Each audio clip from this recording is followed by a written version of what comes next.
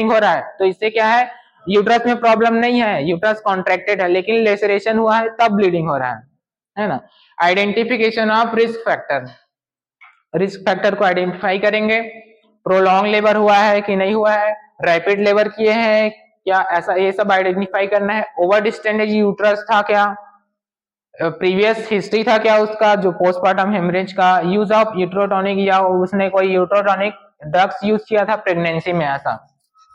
Next, investigation में CBC, coagulation profile, PT और APTT, blood types, blood transfusion, blood भी भेजेंगे सैंपल, ताकि हम लोग को ब्लड ट्रांसफ्यूजन भी करना पड़ेगा ना। रेडियोलॉजिकल एग्जामिनेशन में अल्ट्रासोनोग्राफी करेंगे। नेक्स्ट, प्रिवेंशन, पीपीएच अगर किसी को हुआ है ना, तो उसको नेक्स्ट प्रेगनेंसी में हम कैसे मैनेज करेंगे या प्रिवेंट करेंगे, तो एंटीनेटल जब वो आएगी तो उसको काउंसलिंग देंगे या मैनेजमेंट करेंगे, तो improve the health status of risk high risk patient, मतलब कि हाई रिस्क पेशेंट किसको बोलते हैं, हाँ, हाई रिस्क मतलब प्री एक्लेम्सिया हो गया है ना, प्री एक्लेम्सिया, पॉलीहाइड्रोमिनस जिसमें हाइड्रोसिफेलस बेबी जो रहता है, माइक्रोसोमिक जिसका पेट एकदम बड़ा, यूट्रस जो है एकदम बड़ा हो जाता है, पॉलीहाइड्रोमिनस में क्या होता है, एकदम बड़ा हो जाता है, माइक्रोसोमिक में भी हो जाता है, मल्टीपल प्रेगनेंसी में भी बड़ा हो जाता है ना। तो यूट्रस का साइज बड़ा होता है जिससे वो कॉन्ट्रैक्ट होने में फेल हो जाता है, जिसकी वजह से ब्लीडिंग होता है, तो उसको हमको उनके हेल्थ पे, जैसे मल्टीपल प्रेगनेंसी वाली कोई पेशेंट आई तो उनको हमको हेल्थ स्टेटस को पहले इंप्रूव करना है। ब्लड ग्रुपिंग टेस्ट करना है, USG for placental localisation, USG तो करना ही, प्लेसेंटा कहाँ पे है करके, ठीक है। High risk patient should be delivered by the senior obstetrician, ठीक, समझ आ गया ये नीचे वाला, लास्ट वाला नहीं। नेक्स्ट, इंट्रानिटल में क्या करना है, केस विद इंड्यूस्ड और augmented labour by oxytocin, the IVF should be continued for 1 hour after delivery, मतलब हमने इंटरनेटल में डिलीवरी कराए हैं उसके 1 घंटे तक हमको आईवी फ्लूइड देना है विथ ऑक्सीटोसिन। ऑक्सीटोसिन क्या करता है, यूट्राइन कॉन्ट्रैक्शन को बढ़ाता है, जिसे जिससे क्या होगा, कॉन्ट्रैक्शन बढ़ेगा तो प्लेसेंटा डिलीवरी के बाद जो साइनसेस बंद नहीं हुए थे वो बंद होंगे, कॉन्ट्रैक्ट होगा तो। ये women with deliver by caesarean section, oxytocin 5 unit international unit slow IV to be given, ठीक है। अगर सिजेरियन सेक्शन से डिलीवर किए हैं तो वुमेन्स को 500 आरएल में, आरएल या आरएल में ही, बेसिकली आरएल में ही देते हैं हम लोग, तो 5 इंटरनेशनल यूनिट ऑक्सीटोसिन डालना है और स्लो देना है। कार्बेटोसिन ये है, ये भी ऑक्सीटोसिन का बड़ा भाई है, ऐसा मान सकते हो, मतलब ऑक्सीटोसिन को 5 यूनिट दे रहे हैं तो ये कम टाइम के लिए है, लेकिन कार्बेटोसिन लॉन्ग एक्टिंग ड्रग है, अगर कार्बेटोसिन 100 माइक्रोग्राम आईवी देंगे, ये लॉन्ग एक्टिंग यूट्राइन कॉन्ट्रैक्शन वाला ड्रग है। एक्सप्लोरेशन ऑफ यूट्रोवेजाइनल कैनाल, ठीक है, अब वेजाइनल कैनाल को एक्सप्लोर करेंगे, वहां पे कोई लेसरेशन या कुछ टाइप लेसरेशन तो नहीं है, सर्वाइकल या वेजाइनल कुछ लेसरेशन नहीं है, उसको एक्सप्लोर करेंगे। ऑब्जर्वेशन अबाउट 2 आवर्स, ठीक है, हम डिलीवरी के बाद हम ऑब्जर्वेशन में रखते ही है ना। नेक्स्ट, अब management of third stage of bleeding, ठीक है, अब हम मैनेजमेंट में आ गए, हम थर्ड स्टेज ऑफ ब्लीडिंग मतलब कौन सा स्टेज था, बेबी डिलीवर हुआ है और प्लेसेंटा डिलीवर नहीं हुआ है ना, तो इसका प्रिंसिपल देख लेते हैं। To empty uterus from its content and make it contract, ठीक है, यूट्रस के जो भी कंटेंट है उसको हमको रिमूव करना है और यूट्रस को हमको कॉन्ट्रैक्ट करना है। Replace blood, ensure effective haemostasis, ठीक है, हीमोस्टेसिस हो रहा है कि नहीं इसको भी इंश्योर करना है, इफेक्टिव मतलब इफेक्टिव हीमोस्टेसिस करना है। तो इसके स्टेप्स हैं, 2 स्टेप्स हैं, प्लेसेंटल साइड ब्लीडिंग होगा और ट्रॉमेटिक साइड ब्लीडिंग होगा, ठीक है। प्लेसेंटा मतलब कि फंडस के ऊपर वाला पार्ट में ब्लीडिंग, वहां से ब्लीडिंग हो रहा है, या तो कहीं पे कट हुआ है वहां से ब्लीडिंग हो रहा है। नेक्स्ट, पहले देखेंगे placental side bleeding, palpate fundus and uterus to make it hard, ठीक है, फंडस को पेल्पेट करके देखेंगे कि कॉन्ट्रैक्ट हो रहा है कि नहीं हो रहा है, ठीक है, उसको कॉन्ट्रैक्ट करने के लिए थोड़ा सा पेल्पेट करेंगे। Start crystalloid solution with oxytocin 1 litre with 20 units and 60 drop पर minute and arrange for blood transfusion, मतलब वही है कि हम हमारे पास 500 ml का आरएल रहता है, उसमें हमको 10 यूनिट्स जो है ऑक्सीटोसिन देना है, स्लो देना है आईवी, तो यहाँ पे हमको टोटल 20 यूनिट्स ऑक्सीटोसिन देना है, वो भी 1 लीटर आईवी फ्लूइड में क्रिस्टलाइज्ड सॉल्यूशन में। ऑक्सीटोसिन 10 यूनिट्स IM और मेथर्जिन 0.2 mg इज गिवन IV। ठीक है, ऑक्सीटोसिन या मेथर्जिन या तो ऑक्सीटोसिन देंगे, उसके आईवी फ्लूइड के बाद भी हम इंट्रामस्कुलरली भी ऑक्सीटोसिन देंगे, क्योंकि ब्लीडिंग हो रहा है ना, तो हमको कॉन्ट्रैक्शन को बढ़ाना है ताकि ब्लीडिंग स्टॉप हो। ऑक्सीटोसिन ना देंगे तो मेथार्जिन देंगे 0.2 mg। मेथार्जिन भी क्या करता है, ब्लड को क्लॉट करता है। ठीक है, ब्लड जो है मतलब क्लॉटिंग फैक्टर, ब्लड के क्लॉट में हेल्प करता है। वोमेन के ब्लैडर को कैथेटाइज करेंगे, कैथेटाइज नहीं करेंगे तो वहां पे इन्फेक्शन हो जाएगा। ठीक है, नेक्स्ट, ब्लीडिंग हो रहा है तो ऑलरेडी ब्लीडिंग हो रहा है तो वो यूरेथ्रा में जाएगा तो इन्फेक्शन होगा ना। Next, sorry, give antibiotics. हम लोग एंटीबायोटिक्स में बेसिकली देते हैं सेफ्ट्रिक्सोन देते हैं और मेट्रोनिडाजोल देते हैं, है ना। तो हम लोग वही पढ़ेंगे जो हमारे हॉस्पिटल में यूज होता है। यहाँ पे लिखा जरूर है एम्पिसिलिन देंगे और मेट्रोनिडाजोल देंगे। तो सेफ्ट्रिक्सोन 1 ग्राम जो रहता है वो देंगे और मेट्रोनिडाजोल 100 ml का रहता है वो। ये दोनों एंटीबायोटिक्स है। मेट्रोनिडाजोल को TDS में देते हैं, मतलब 3 times पर 24 आवर्स देते हैं। एंटीबायोटिक्स को BD मतलब 2 times पर 24 आवर्स देते हैं। If features of placental separation are evident. ठीक है, जब प्लेसेंटा का सेपरेशन हो रहा है या नहीं हो रहा है, दो चीज यहाँ पे कंडीशन है। Express of the placenta is to be done either by fundal pressure और control contraction method. If the placenta is not separated, manually remove placenta under general anaesthesia. अगर प्लेसेंटा, ठीक है, अगर रिमूव हो मतलब स्टार्ट हो चुका है सेपरेट होना, तो हमको कॉन्ट्रैक्शन मेथड के थ्रू उसको निकाल लेना है। अगर नहीं हुआ है, प्लेसेंटा अगर सेपरेट अपने से नहीं हो रहा है, तो हमको पेशेंट जो है उसको जनरल एनेस्थीसिया में लेना है और जनरल एनेस्थीसिया में लेने के बाद हमको मैनुअली यूट्रस में हाथ इंसर्ट करके मैनुअली उसको रिमूव करना है। आगे पढ़ेंगे कैसे मैनुअली प्लेसेंटा को रिमूव करते हैं।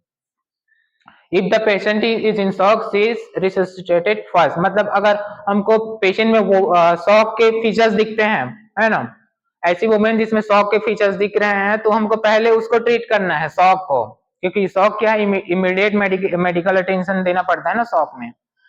नेक्स्ट, दूसरा, ट्रोमेटिक साइड ब्लीडिंग। ये तो था प्लेसेंटा साइड का ब्लीडिंग हो रहा था, अब ट्रोमेटिक साइड ब्लीडिंग देंगे। कोई लेसरेशन हुआ है, उस साइड में ब्लीडिंग हो रहा है, तो क्या करेंगे। The uterovaginal canal is to be explored under general anaesthesia. ठीक है, यूट्रोवेजाइनल कैनाल जो है वो एक्सप्लोर करेंगे under general anaesthesia. After the placenta is expelled and haemostatic switches are placed on the offending sides. मतलब कि प्लेसेंटा सेपरेट होने के बाद जहां पे ब्लड वेसल्स कटे हैं, है ना, जिसके वजह से ब्लीडिंग हो रहा है, उसको हम हीमोस्टैटिक स्विचर से स्टिच कर देंगे। स्टिच कर देंगे तो जो ब्लीडिंग है वो बंद हो जाएगा। नेक्स्ट, अब देखेंगे मैनुअल रिमूवल ऑफ प्लेसेंटा। अगर प्लेसेंटा रिमूव नहीं हुआ फिर भी ब्लीडिंग हो रहा है ना। अब प्लेसेंटा रिमूव नहीं हुआ, किस कंडीशन में रिमूव नहीं होता है, प्लेसेंटा डिसऑर्डर अभी पढ़े थे, प्लेसेंटा एक्रीटा, प्लेसेंटा परक्रीटा, प्लेसेंटा इनक्रीटा। अगर ये कंडीशन है तो प्लेसेंटा अपने आप रिमूव नहीं होता है या कई बार हो भी जाता है।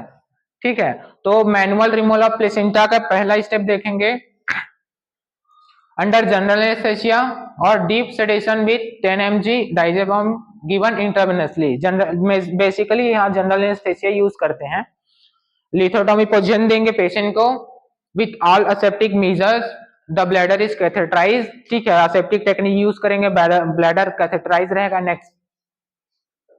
नेक्स्ट, देखो लिथोटॉमी पोजीशन देंगे पेशेंट को। नेक्स्ट, स्टेप 2 में क्या करेंगे, one hand is introduce into the uterus after smearing with the antiseptic solution in cone shape manner. ठीक है, क्या करेंगे, पेशेंट जो है जनरल एनेस्थीसिया में है, हमने पूरा स्क्रब हो गए, हाथ को पूरा एंटीसेप्टिक सॉल्यूशन से धो लिए या हैंड वॉश कर लिए हैं। ठीक है, उसके बाद क्या करेंगे, हैंड को यूटरस में इंसर्ट करेंगे। तो कैसे करेंगे, कोन शेप मैनर, कोन मतलब कि ऐसे। ठीक है, ये कोन शेप होता है, कोन शेप में इंसर्ट करेंगे यूटरस में। ठीक, following the cord which is made टॉर्ड बाय द अदर हैंड। ठीक है, जो कॉर्ड प्लेसेंटा का कॉर्ड है, इसको एक हाथ से दूसरे हाथ से पकड़े रहेंगे। ठीक है, इधर इधर बेबी से कटा रहेगा कॉर्ड, ठीक है, उधर प्लेसेंटा है, कौन शेप में कॉर्ड को फॉलो करते हुए जाएंगे, ठीक।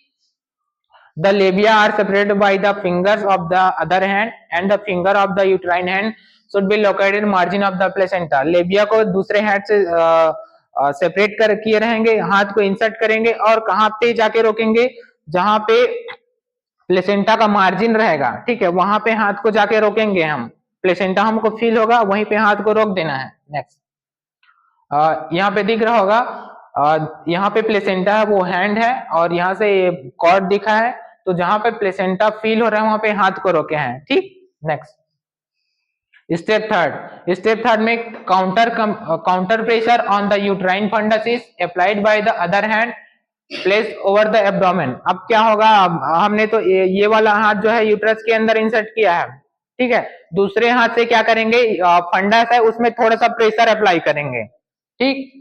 The abdominal hand should steady the fundus and guide the movements of the fingers inside the uterine cavity until the placenta is completely separated, ठीक है। अब क्या करेंगे, प्लेसेंटा जो है ठीक वहां पे है और हाथ को हमको यहाँ से दूसरे अदर हैंड से फंडस को प्रेशर अप्लाई करना है और इस हाथ से हमको हाथ को थोड़ा लेके नेक्स्ट स्टेप करो, नेक्स्ट स्टेप में क्लियर होगा। इमेज में दिख रहा होगा, प्लेसेंटा को हमको उस हाथ से प्रेशर अप्लाई करना और इस हाथ से ऐसे ऐसे पोजीशन में, मतलब कि लेफ्ट राइट लेके पोजीशन में उसको सेपरेट करना है। प्लेसेंटा यहाँ से अटैच रहता है यूटरस से, है ना, तो उसको ऐसे खींचेंगे नहीं हम, ऐसे ऐसे करके उसको सेपरेट करेंगे। प्लेसेंटा के जो इनर लाइनिंग होता है और जो यूटरस का लाइनिंग कनेक्टेड है उसको ऐसे ऐसे मैनर में करेंगे तो वो सेपरेट होगा, ठीक। नेक्स्ट, स्टेप 4 में as soon as the placental margin is reached, the finger are inserted between the placenta and the uterine wall with the back of the hand in contact with the uterine wall. The placenta is gradually separated with a sideways by the slicing movement of the fingers until whole of the placenta is separated। मतलब वही चीज बोला गया है जो हमने जो slice movement जो किए हैं प्लेसेंटा को रिमूव करने के लिए, वो यहाँ पे लिखा हुआ है। नेक्स्ट, इमेज में दिख रहा है स्लाइस मूवमेंट कर रहे हैं, वहां से प्रेशर अप्लाई कर रहे हैं और ये जो हमारा हैंड है यहाँ से स्लाइस मूवमेंट हो रहा है, ये पूरा प्लेसेंटा है, ये इनर लाइनिंग से सेपरेट होगा। Next, when the placenta is completely separated, it is extracted by the traction of cord by the other hand. The uterine hand is still inside the uterus, exploration of the cavity to ensure that nothing is behind, ठीक है। इसमें क्या होगा, 5 step में अब हमने पूरा inner lining से प्लेसेंटा को सेपरेट कर लिया, तो अब क्या करेंगे, हाथ को अंदर ही रखेंगे और दूसरे हैंड से कॉर्ड से हम लोग प्लेसेंटा को रिमूव कर लेंगे, कॉर्ड को खींच के रिमूव कर ले। उसके बाद हम यूट्रस को पूरा देखेंगे हाथ से ऐसे करके कि कोई रिटेन पार्ट्स तो बचा नहीं है यूट्रस में, ठीक। नेक्स्ट, स्टेप 6 में intravenous methargine 0.2 mg is given. Uterine hand is gradually removed while massaging the uterus by the external hand to make it hard. मेथार्जिन देंगे हम ताकि ब्लीडिंग जो होगा कुछ वो क्लॉट हो, और स्लाइटली हमको हैंड को रिमूव करना है और दूसरे हैंड से यूट्रस जो उसको मसाज करते हुए निकलना है ताकि वो कांटेक्ट हो, ठीक है। After the completion of manual removal of placenta, inspection of the cervicovaginal canal is to be made to exclude any injury. सबको रिमूव प्लेसेंटा रिमूव करने के बाद हमको पूरा कैनाल को एक्सप्लोर करने की, और कहीं से तो ब्लीडिंग नहीं हो रहा है, ठीक है। Next, step 7, the placenta and membranes are inspected for the completeness and to be sure that the uterus remains hard and contracted. अब प्लेसेंटा को, निकले हुए प्लेसेंटा को हम लोग एग्जामिन करेंगे, देखेंगे कि इसमें से कोई पार्ट तो बचा नहीं है यूट्रस के अंदर, और चेक करेंगे यूट्रस कॉन्ट्रैक्टेड तो नहीं है। नेक्स्ट, देखो ये प्लेसेंटा का पार्ट है, ये फीटल साइड है और ये मैटरनल साइड है। तो प्लेसेंटा जो है उसके कोटाइलडन्स होते हैं वो कई बार अब्सेंट हो जाते हैं, मतलब हम ऑब्जर्वेशन में देखते हैं डिलीवरी के बाद, तो अगर मिसिंग है तो इसका मतलब यह है कि वो कुछ पार्ट जो है यूट्रस के अंदर बचा ही हुआ है, तभी ये यहाँ से मिसिंग है, तो यहाँ से पता लगा लिया जाता है कि यूट्रस में कुछ पार्ट बचा हुआ है, ऐसा। Next, schemes of management of third stage of haemorrhage, एक स्कीम है कैसे मैनेज करना है वो। बोर लग रहा है क्या किसी को, नींद आ रहा होगा बता दो, ब्रेक चाहिए 2 मिनट का 5 मिनट का। Fundus massage and make it hard, ठीक है। फंडस फंडस को है कंट्रोल, मसाज करेंगे, इंजेक्शन मेथार्जिन देंगे। To start normal saline drip with oxytocin arrange for blood transfusion catheterisation the bladder, ये हमने किया है, उसी का स्कीम मैनेजमेंट है जो किया है। प्लेसेंटा सेपरेटेड है तो, अगर प्लेसेंटा सेपरेटेड नहीं है तो क्या करेंगे इसको देखेंगे। अगर प्लेसेंटा सेपरेटेड है तो एक्सप्लेस द प्लेसेंटा और बाय कंट्रोल कॉन्ट्रैक्शन मेथड, अगर नहीं है तो manual removal of placenta general anaesthesia ये करेंगे, ठीक, जो हमने कर लिया। नेक्स्ट इसके कॉम्प्लिकेशन देखते हैं। कॉम्प्लिकेशन में क्या होगा, haemorrhage due to incomplete removal, ठीक है। प्लेसेंटा हमने निकाल लिया, लेकिन अगर उसमें से कुछ पार्ट बच गया है तो हेमरेज हो सकता है। शॉक हो सकते हैं, ज्यादा ब्लड लॉस होगा तो शॉक के फीचर्स दिखेंगे। Injury to the uterus, uterus में इंजुरी हो सकता है क्योंकि हम प्लेसेंटा को रिमूव कर रहे हैं, तो हो सकता है यूट्रस में इंजुरी हो। इन्फेक्शन हो सकता है, ज्यादा टाइम तक ब्लीडिंग होगा तो इन्फेक्शन लीड कर सकता है। इन्वर्जन हो सकता है, अगर हम यूट्रस कॉन्ट्रैक्टेड नहीं है और खींच रहे हैं तो वो यूट्रस जो है डायरेक्टली वेजाइनल की ओर ड्रॉप डाउन हो सकता है। सब इन्वॉल्यूशन, सब इन्वॉल्यूशन मतलब ये होता है जब यूट्रस बड़ा होता है तो वो अपने नॉर्मल साइज में आता है ना नॉर्मली, तो सब इन्वॉल्यूशन मतलब क्या होता है, अपने नॉर्मल साइज में नहीं आ पाता है, बड़ा ही रहता है, उसको सब इन्वॉल्यूशन बोलते हैं।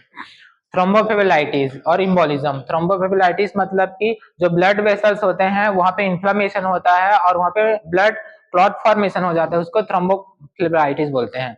इम्बोलिज्म भी होता है, हो सकता है, ऐसा कॉम्प्लिकेशन है। Next management of true postpartum haemorrhage. Next principle communication resuscitation monitoring arrest of bleeding, scheme management of true postpartum haemorrhage, ठीक है। इमीडिएट मेजरमेंट में क्या करना है, अगर ब्लीडिंग एकदम ही ज्यादा हो रहा है तो call for extra other staffs को हमको बुलाना है। अगर हम अकेले हैं एकदम ही ज्यादा ब्लीडिंग हो रहा है तो हमको दूसरे स्टाफ को बुलाना है वहां पे। Commence IV lines two wide bore cannula, बड़े कैनुला लगाना है जिसमें हम ज्यादा से ज्यादा फ्लूइड दे सके। अगर एकदम ही ज्यादा ब्लीडिंग हो रहा है तो पेशेंट शॉक में जाएगा ना, तो हमको आईवी कैनुला लगाना है और फ्लूइड देना है। Send blood cross matching test coagulation screening including the fibrinogen level and ask का ब्लड फॉर 2 यूनिट्स एटलीस्ट, ठीक है। सारे ब्लड टेस्ट भेज देना है, ब्लड कोगुलेशन टेस्ट भेज देना है, ब्लड अरेंज करके रखना है 2 यूनिट्स, ये सारे चीज अरेंज करके रखना है अगर ऐसा कंडीशन आता है तो। रैपिड इन्फ्यूज नॉर्मल सलाइन, ठीक है, नॉर्मल सलाइन जल्दी देना है अगर ब्लीडिंग एकदम ज्यादा हो रहा है तो। 2 litres to birth sorry 2 litre still blood is available to catheterise the bladder to monitor pulse BP, जो भी मॉनिटर है वो सब कनेक्ट करके रखना है। उसके बाद देखेंगे to feel the uterus by abdominal palpation, ये ब्लीडिंग हो रहा है तो हम ब्लीडिंग को पहले मैनेज करने के लिए इमीडिएट मेजर्स जो करना है हमने उस सारे कर लिए, इतना सारा ये अरेंज करके रखना है पहले से। उसके बाद हम फिजिकल एग्जामिनेशन करेंगे, क्यों ब्लीडिंग इतना ज्यादा हो रहा है, तो यूट्रस एब्डोमिनल को पेल्पेट करके देखेंगे, यूट्राइन एटोनिक और यूट्रस हार्ड एंड कॉन्ट्रैक्टेड, ठीक है। तो पहला देखेंगे अगर यूट्रस कॉन्ट्रैक्टेड है, हमने फिर ऐसे फील पेल्पेट किया, ठीक है, तो यूट्रस हमको हार्ड फील हो रहा है, इसका मतलब यह है कि यूट्रस कॉन्ट्रैक्टेड है फिर भी ब्लीडिंग हो रहा है ना, तो उसको कैसे मैनेज करेंगे। अगर यूट्रस कॉन्ट्रैक्टेड है तो हमको ये याद रखना है कि वहां पे यूट्रस से कोई रिलेटेड ब्लीडिंग नहीं हो रहा, वहां पे कोई ट्रॉमा हुआ है जिससे ब्लीडिंग हो रहा है, या तो सर्वाइकल लेसरेशन हुआ या वेजाइनल लेसरेशन हुआ या यूट्रस में कोई लेसरेशन हुआ ऐसा, ठीक। एक्सप्लोर करना है, उस वेजाइनल एक्सप्लोरेशन करना है, और जहाँ पे जो भी है साइनसेस ओपन होंगे या ब्लड वेसल्स कटे होंगे उसको टीयर कर देना है हीमोस्टैटिक फीचर से, ठीक। और जो ड्रग्स है ऑक्सीटोसिन है, मेथार्जिन है, ये सारे ड्रग्स जो हमने पढ़े वो सारे ड्रग्स देने हैं, ठीक। अगर यूट्रस एटोनिक है तो हम क्या करेंगे, एटोनिक मतलब यूट्रस सॉफ्ट है कॉन्ट्रैक्टेड नहीं है, तो massage the uterus to make it hard, massage पहले तो मसाज करना है हल्का सा, ठीक है। हार्ड करने के लिए to add oxytocin 10-20 units 500 ml normal saline at the rate of 40 drops per minute, 10 to 20 units oxytocin arrange करना है और तुरंत इन्फ्यूज करना है 500 ml NH में, ठीक है। 40 ड्रॉप्स पर में सेट कर देना मिनट में। इंजेक्शन मेथार्जिन देना है 0.2 mg slowly IV to examine the expel placenta. ठीक, अब क्या करेंगे, एटॉनिक यूट्रस है ना, तो प्लेसेंटा को एग्जामिन करेंगे कि उसमें से कोई पार्ट तो बचा नहीं है जो यूट्रस के अंदर होगा, उसको भी एग्जामिन करना है। Next, uterus remains atonic. ठीक है, इतना करने के बाद भी यूट्रस एटॉनिक है, तब क्या करेंगे, explore the uterus blood transfusion and continue oxytocin drip. अब हम क्या करेंगे, यूट्रस को एक्सप्लोर करेंगे या देखिए स्कोप से देखेंगे।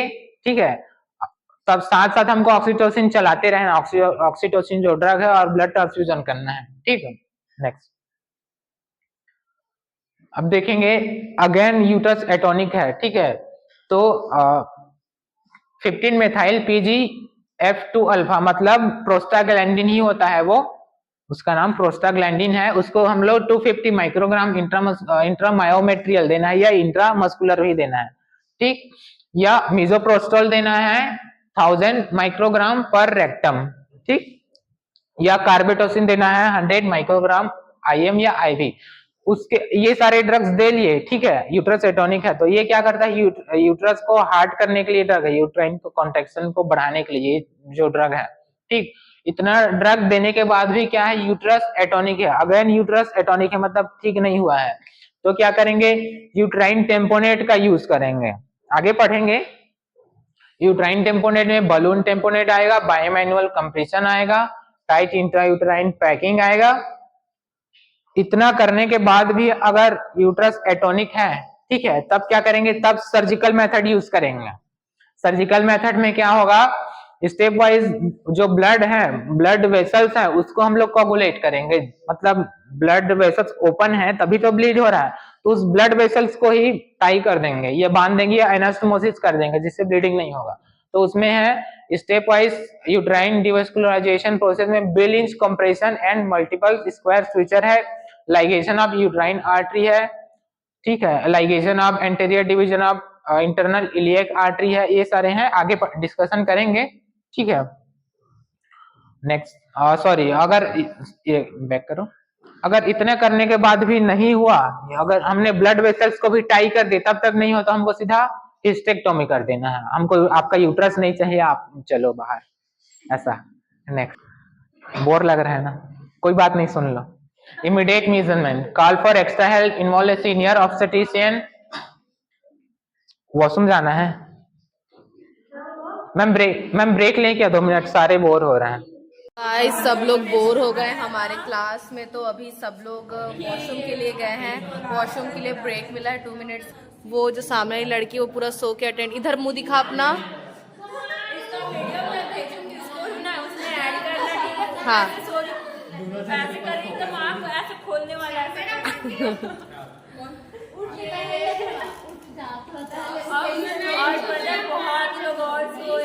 सब, मैं खुद भाई जैसे तैसे आँख को ये और समीक्षा तो ओ भाई बहुत लोग सो रहे गाइस हमारे क्लास में। क्या बोला, 30 स्लाइड बचा है अभी भी, 51 में आए हैं अभी। बाप रे बाप रे, अब पूरा भर भर के लिखाया हुआ है। तू अपने ओन वर्ड्स में एक्सप्लेन कर देना, पढ़ पढ़ के मत कर।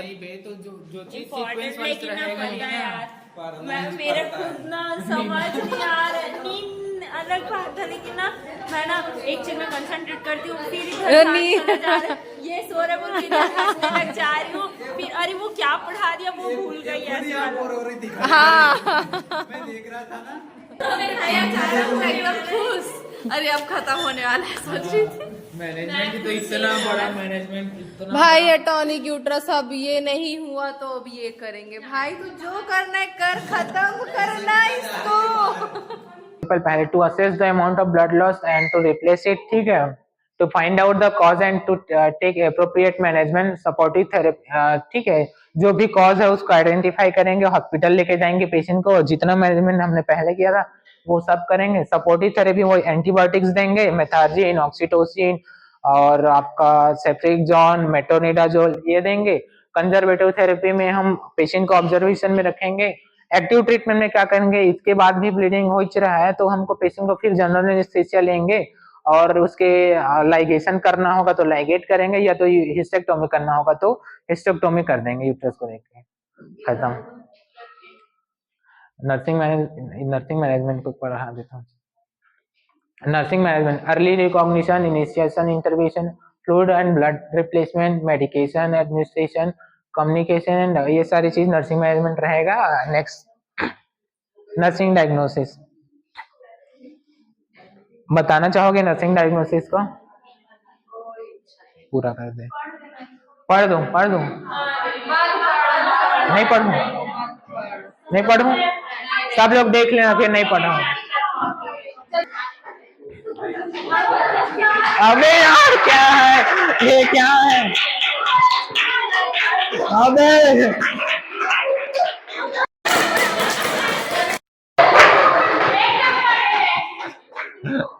गई खुशी गाइस खत्म होने की इंतजार में था, सब एक्साइटेड हैं।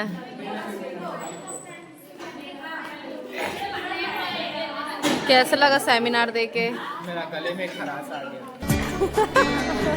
ना है ये